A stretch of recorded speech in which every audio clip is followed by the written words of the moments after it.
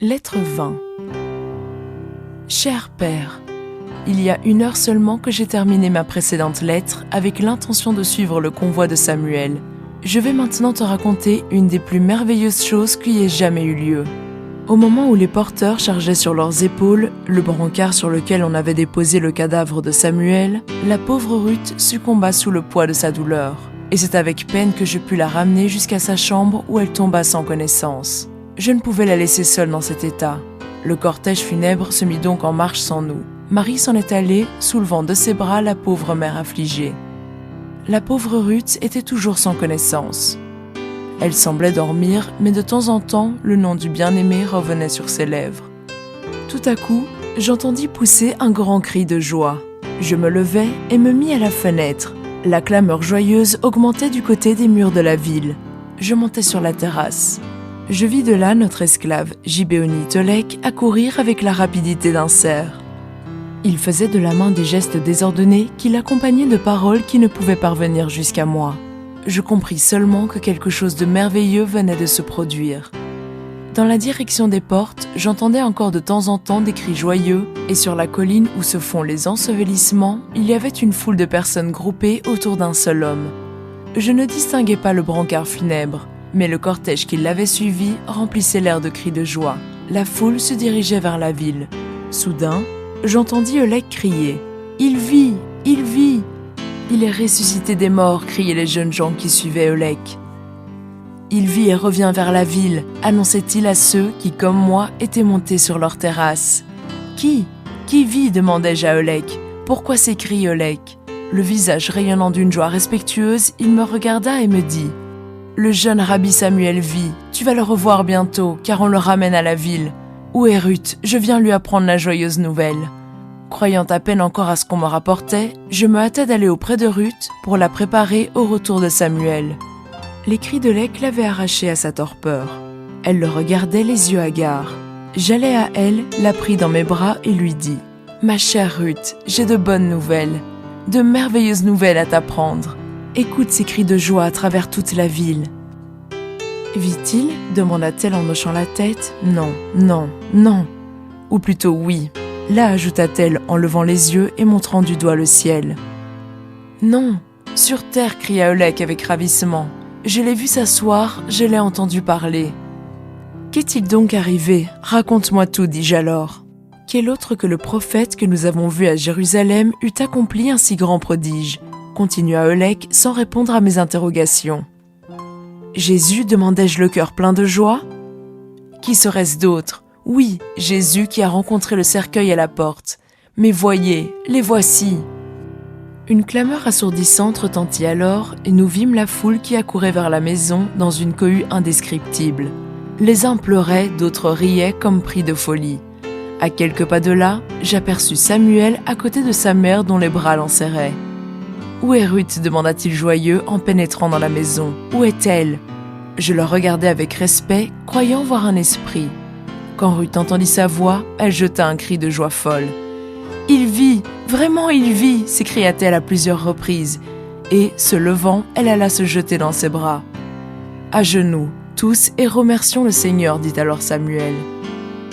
Le jeune homme qui venait d'échapper aux bras de la mort était là, et il bénit Dieu en termes émus pour la grâce merveilleuse qu'il lui avait accordée. Quand il eut fini, il se releva et nous l'embrassâmes. Des centaines de personnes se succédaient dans la maison, voulant voir de leurs propres yeux celui qui avait été mort et qui maintenant vivait. « Mais où est le saint prophète ?» demandai-je à Marie. « Allons-nous l'oublier dans notre joie ?»« Nous l'avons déjà remercié et avons baisé ses mains, » répondit-elle. « Le peuple voulait le porter en triomphe dans la ville et il s'est enfui. Mais Jean, qui était près de lui, m'a dit qu'il viendrait chez nous plus tard. »« Oh, tant mieux, repris-je. Je pourrai donc le voir moi aussi et le remercier. Raconte-moi maintenant comment ce miracle s'est produit. »« Je vais tout te rapporter, » me dit Marie avec un visage resplendissant de joie. Nous suivions le cortège en pleurant. Comme nous sortions des portes, nous vîmes approcher une petite troupe de 12 à 13 hommes suivis d'une foule d'hommes, de femmes et d'enfants. En entendant quelqu'un dire « C'est le prophète de Nazareth et ses disciples », je levai les yeux et reconnus Jésus et Jean à son côté. Si Jésus avait été à Naïn, ton fils serait vivant, dis-je à la veuve, lui montrant Jésus. La pauvre mère alors éclata en sanglots. Le saint prophète jeta sur elle un regard de pitié. Il s'approcha de nous et dit d'un ton compatissant : « Femme, ne pleure pas, ton fils vivra. »« Je sais, Rabbi, au jour de la résurrection, répondit-elle. Il était si jeune, si bon, il était tout pour moi. Je sais que tu es un prophète envoyé de Dieu et que tu fais le bien partout. Oh, si tu avais été là, tu aurais pu guérir mon fils. Mais maintenant, sanglota-t-elle, il est mort, mort, mort. Femme, ne pleure pas. Je vais te rendre ton fils, dit alors le prophète. Que dit-il ? Cria l'un des pharisiens qui avait aussi suivi le cortège. Il blasphème. Dieu seul peut réveiller les morts. Et ils se mirent à ricaner. Mais Jésus s'approcha du brancard et dit au porteur de s'arrêter et de le poser à terre. Alors, découvrant le visage du mort, il dit à haute voix d'un ton de commandement : « Jeune homme, lève-toi. » On vit alors le corps s'agiter doucement. Les couleurs revinrent sur ce pâle visage, puis les yeux du mort s'ouvrirent et se levèrent vers Jésus. Ses lèvres remuèrent, et un instant après, il était assis et parlait à haute et intelligible voix. « Voyez, me voici. » Jésus le prit par la main, le conduisit à sa mère et le poussa doucement dans ses bras en disant : « Femme, voici ton fils. » Toute la foule, saisie de crainte, se prit à trembler et à louer Dieu, disant : « Un grand prophète s'est levé parmi nous, et Dieu a visité son peuple d'Israël. Le Christ est venu. Jésus est vraiment le Messie qui a les clés de la tombe et de la mort. » Je courus vers Jésus et me prosternai à ses pieds, mais il refusa tout remerciement et tout hommage.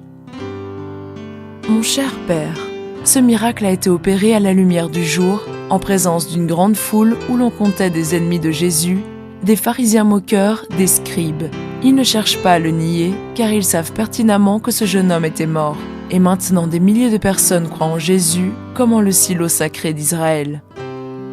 Jésus vint vers le soir dans le bourg et passa la nuit chez nous. Oh mon cher Père, si tu avais vu la reconnaissance de la pauvre mère et de Ruth, elles ne savaient comment lui exprimer leur gratitude, et elles auraient voulu qu'il eût des milliers de besoins pour pouvoir le servir. Mais sa manière de vivre est si simple et ses besoins si minimes. Plus je le vois, cher Père, plus j'ai de vénération et d'affection pour lui. Demain ont lieu les noces de Jean et de Marie, et Jésus sera présent à la fête. Comme nous allons nous sentir tous heureux, le mois prochain, Ruth épousera celui qui a été si merveilleusement rappelé à la vie. 8 jours après le mariage, je partirai d'ici pour retourner à Jérusalem avec Jean et Marie. Je t'écrirai de là. Ta fille affectionnée, Adina.